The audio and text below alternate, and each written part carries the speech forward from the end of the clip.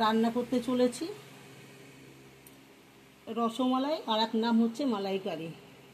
তো আমি 4টে আমুল দুধের প্যাকেট নিয়েছি। গ্যাসটা জ্বালিয়ে দিচ্ছি।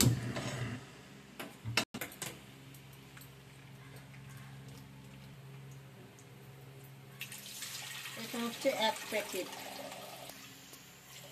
ছানা কাটার জন্য আমি কড়াইতে ঢেলে দিলাম। মালাই তৈরি করার জন্য 2 প্যাকেট রাখলাম। এখানে 2 চামচি আমি ভেজেছি ছানা কাটার জন্য। গরম করে প্রথমে দুধটা প্রথম ব্লক আসার সঙ্গে সঙ্গে আমি গ্যাসটা অফ করে দেবো।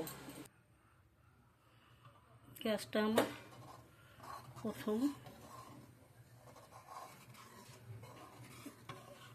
ব্লক এসে গেছে। গ্যাসটা আমি এবার অফ করে দেবো। এইভাবে আমি গ্যাসটা অফ করে দিয়েছি। দুধটা আমি ঠান্ডা করে নেব।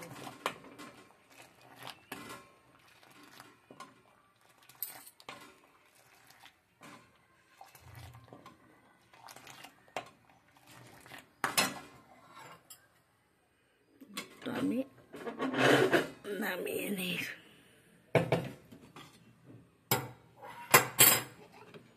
আমি ঠান্ডা করতে থাকবো।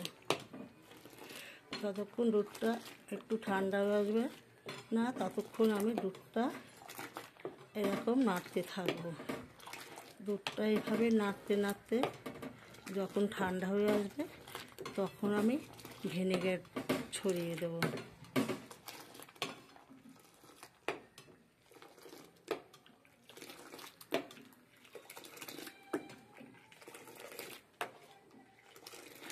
এইভাবে আমি নাড়তে থাকবো।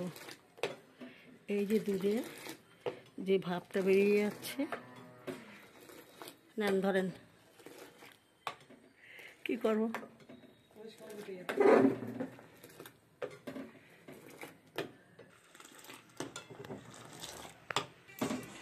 দুধটা নাড়তে নাড়তে দুধটা আমার ঠান্ডা হয়ে এসছে। বেশি গরমও দেওয়া যাবে না এবং বেশি ঠান্ডাও দেওয়া যাবে না, মিডিয়াম গরম থাকবে। এই গ্লাসের মধ্যে জল আছে আর 2 চামচি ভিনেগার আছে। এবার আমি অল্প অল্প করে ছড়িয়ে দেব। যেরকম পরিমাণ জল হবে সেই পরিমাণ মতন আর কি ভিনেগারটা দিতে হবে।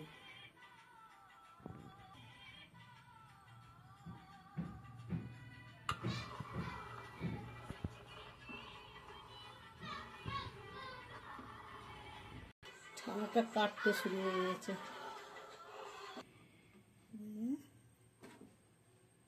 হ্যাঁ, ছানা আমার কেটে গেছে।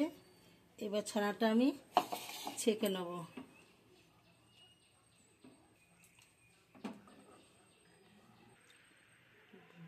2 প্যাকেটে অনেকটাই ছানা হয়েছে। আচ্ছা, এই জলটা এবার ছানাটা আমি ঠান্ডা জল দিয়ে ছানাটা আমি ধুয়ে নেবো ভালো করে।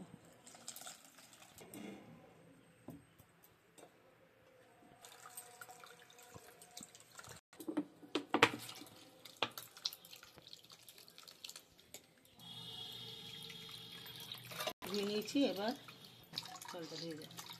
ছানাটা আমি ভালো করে এইভাবে চিপে নিয়েছি। এবার ছানাটা আমি ঢেলে নিচ্ছি। ছানার মধ্যে আমি 2 চামচি কর্নফ্লাওয়ার দিয়ে দেবো।